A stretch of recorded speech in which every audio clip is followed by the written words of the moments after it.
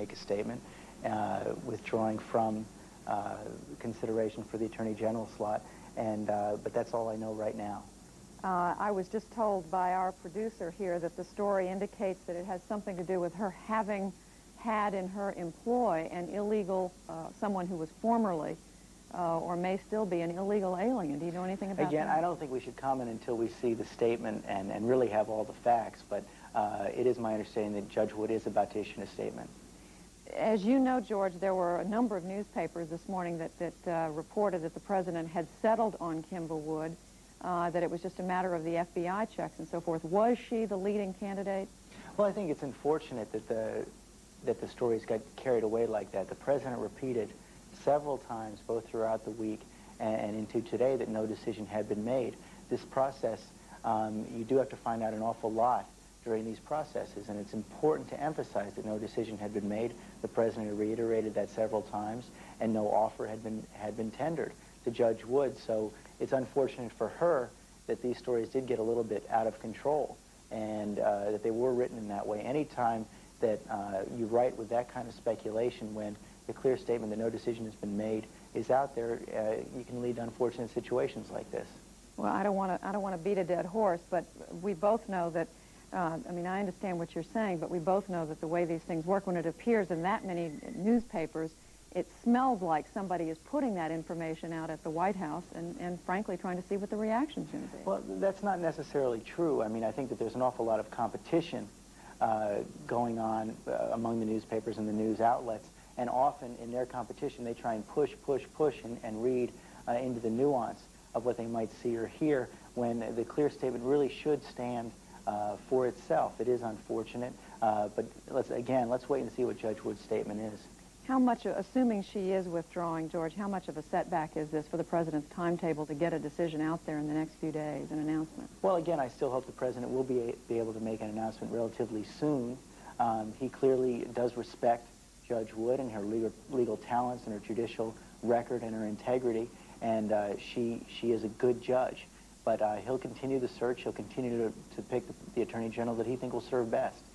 There was a newspaper account today that said that Mrs. Clinton had spent 90 minutes meeting with Judge Wood. The president had spent 40 minutes, and went on to say that another story I saw that said that Mrs. Clinton was insisting that the Attorney General choice be a woman. Is that accurate? Again, I don't want to comment on anything like that. I don't even know that it's accurate. I know that she did meet with Judge Wood for a time. I don't know how long it was or how much time she spent, but and I'm not going to comment on any of the private conversations between her and the president, but the president has said time and time again that he is going to pick the best person for the job, man or woman. He wants to find a good Attorney General, a qualified Attorney General of the highest integrity, and I'm sure he'll do that. Is there a lesson in all of this, George Stephanopoulos, that something about dealing with the press in Washington that's different from the press during the campaign or the press in Little Rock, perhaps?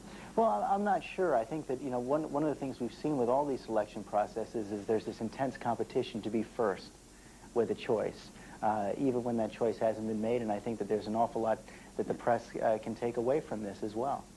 The first, setting this incident or situation tonight aside, the first week or so of the administration was pretty bumpy. You had the Zoe Baird incident, you had the controversy over gays in the military. This week, up until this tonight, has gone fairly smoothly. What was different about the White House operation, or was this just a coincidence that it turned out this way? Well, I don't know that things were that different. I think that the president was pleased that he was able to focus on his agenda this week.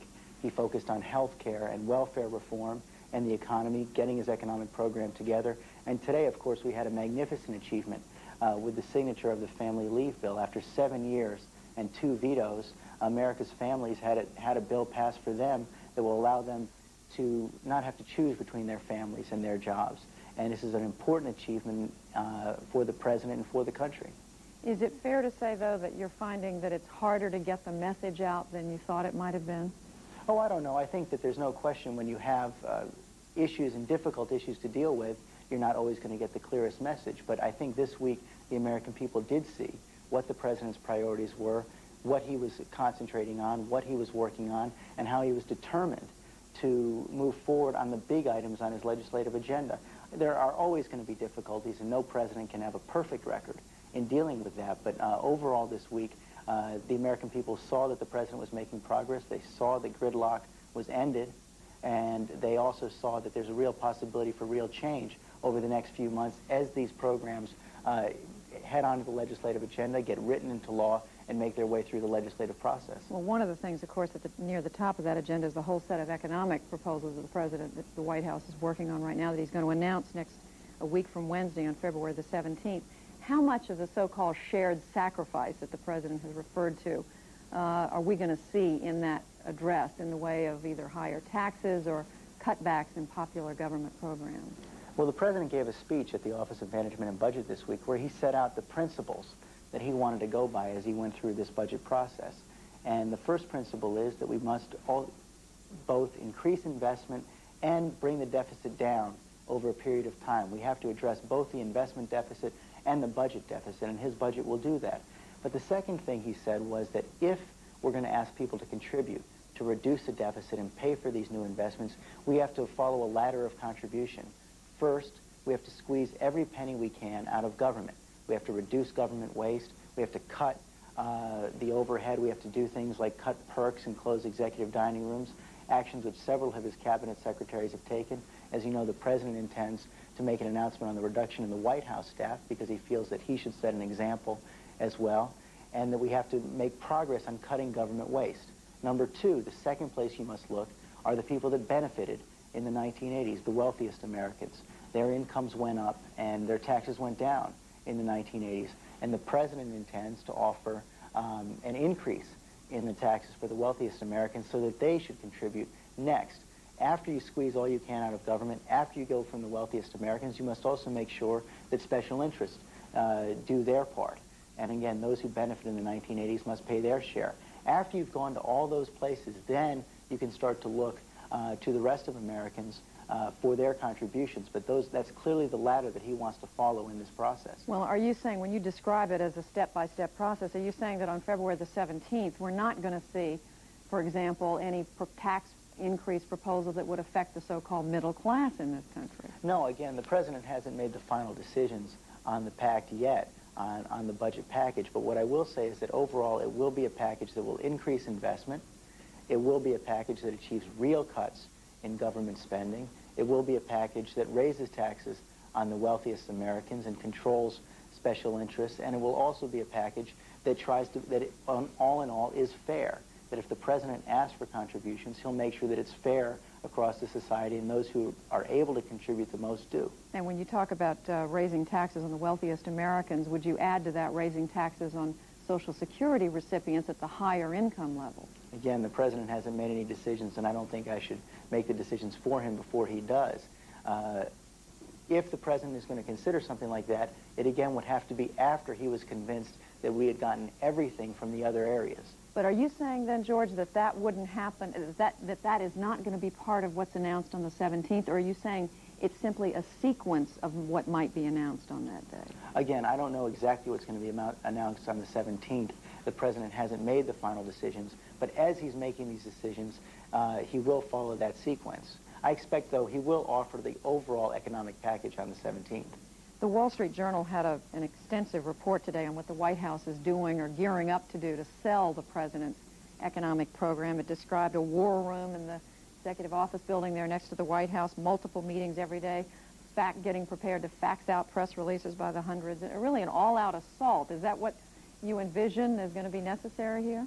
I think it is. You know, there are an awful lot of high-financed, high-powered special interests gearing up as we speak to fight anything the president might propose and to carve up his package into protecting the narrow special interest. In order to beat high-finance campaigns like that, you have to be organized, you have to be coordinated, and you have to make sure that people understand that this is about big things, that we all have to pull together in order to put forward an economic package that will achieve the president's goals and that will bring all America forward, create jobs, bring down the deficit, and hopefully lay the groundwork for a brighter future for the next generation. But why is that necessary? Why isn't it enough for the president to just make the address and lay it out there and let it sell itself on the merits?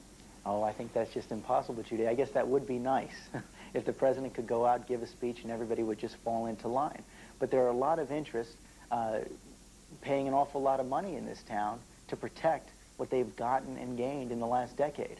And they're going to be spending an awful lot of money to convince people that we shouldn't try anything, that we shouldn't try anything new, that we shouldn't bring forward a new package, and that we should just let things stay the way they are and let those who profited over the last decade continue to profit in the next decade, while the rest of America, the real Americans out there in the country, fall behind. The president's not going to let that happen. Now, what are some of the groups that you're talking about? Groups like the truckers that are already sending out statements about urging the president not to pass any or propose any sort of increase in the gasoline or energy I think tax? that's one good example. I think we also saw earlier in the week that the pharmaceutical companies were gearing up against the possibility that we might come forward with a proposal to immunize all the kids in America.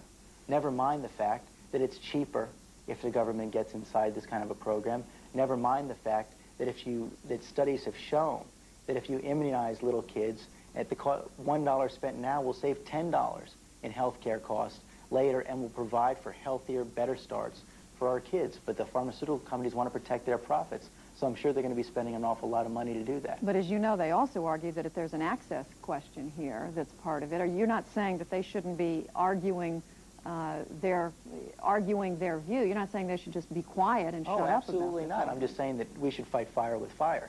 And if they're going to be out there with their best arguments, we have to be out there with our best arguments and argue what's in the national interest, the broad general interest, not in the special interests of certain industries. You've also got, the president's also scheduled a radio address tomorrow. Is that going to become a weekly Saturday I think so. I think it's a good opportunity for the president to talk to the American people, to get out what he feels about the week, the big issues of our day.